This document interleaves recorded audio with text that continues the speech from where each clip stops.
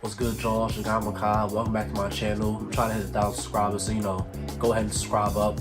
But this video is about Chris Paul and the recent narrative around him and that he deserves MVP somehow. And while I do think Chris Paul's work in Phoenix should be celebrated, I don't think that means he should be a top 2 candidate, even maybe a top 5 candidate for MVP. But like the video, comment on the video, subscribe to my channel. I'm trying to hit 1,000. We hit 370 a couple of days ago, so that's good. Almost at 400, so share this with everybody, all that stuff.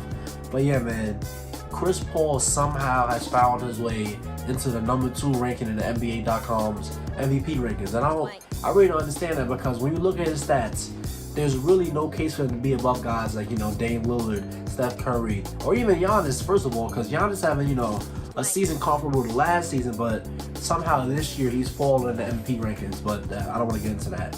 But yeah, man, Chris Paul is having a season. And, something I've seen on Twitter recently, Chris Paul is having the 2019-2020 Kyle Lowry Raptors season, because they have pretty much the same exact stats, but somehow last year Lowry didn't get the MVP consideration, and this year Chris Paul is about getting MVP consideration.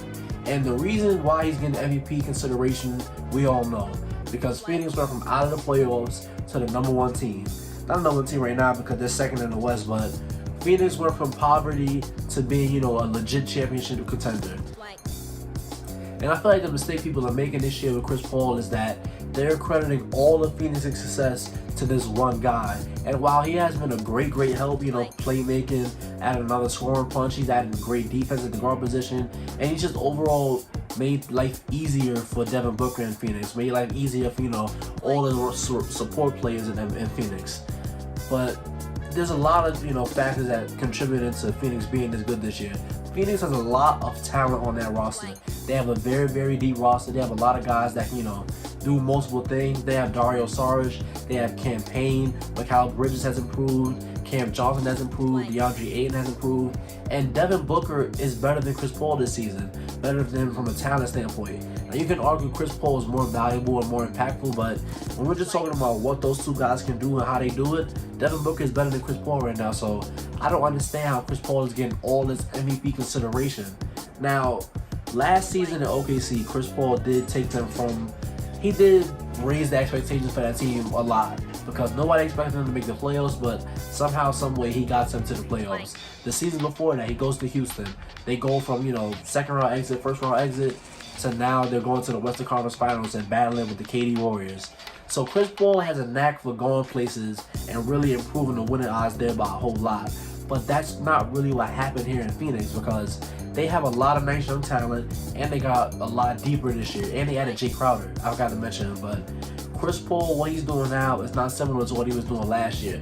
This Phoenix team was already talented. We saw them go 8-0 in the bubble, but somehow, some way, Chris Paul is getting all the credit, and I don't think that's fair to anybody else in Phoenix. So this video really just made to say Chris Paul is not the MVP. The MVP should be clearly Nikola Jokic. I don't see any reason why nobody is accepting that yet. I'm not saying nobody's accepting it, but a lot of these NBA media guys, Kendrick Perkins, Nick Wright, they just refuse to accept that Nikola Jokic is the MVP. They just are in love with, giving another guy shine. A couple weeks ago it was Steph Curry, now it's Chris Paul. A couple weeks, many months ago, it was James Harden. It's just like Nikola Jokic has been the best player this season by far, and he hasn't missed a single game. So there's really no argument against him winning that even makes sense at all. Nikola Jokic this season is averaging 26 points, 11 rebounds, and 8 assists. And now his team is 3rd in the West, because earlier in the season, the Denver Nuggets were struggling. They weren't winning as many games as they were winning right now. So now that they're 3rd in the West and he has these stats, he's the clear-cut MVP. But yeah, man, Chris Paul, I don't want to say he's overrated, because I hate using underrated or overrated, because it's impossible to gauge everybody in the world's feelings about Chris Paul. But his impact is being, majorly overstated, I should say, because while he does have an amazing impact on Phoenix, he's not the only reason that they're winning. And I couldn't even say he's the majority reason why they're winning, because let's say you add another all-star guard over there. Let's say you add, Kyle Lowry to the Suns. I think something comparable to this year would happen if you added Kyle Lowry to the Suns right now.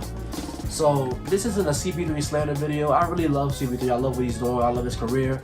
But he should not be in any MVP conversations. There should be no case for him. And if there was going to be a case for him, if he was going to be on the MVP list, he definitely should not be second. He should not be above, you know, guys like Giannis. He should not be above guys like even Steph Curry.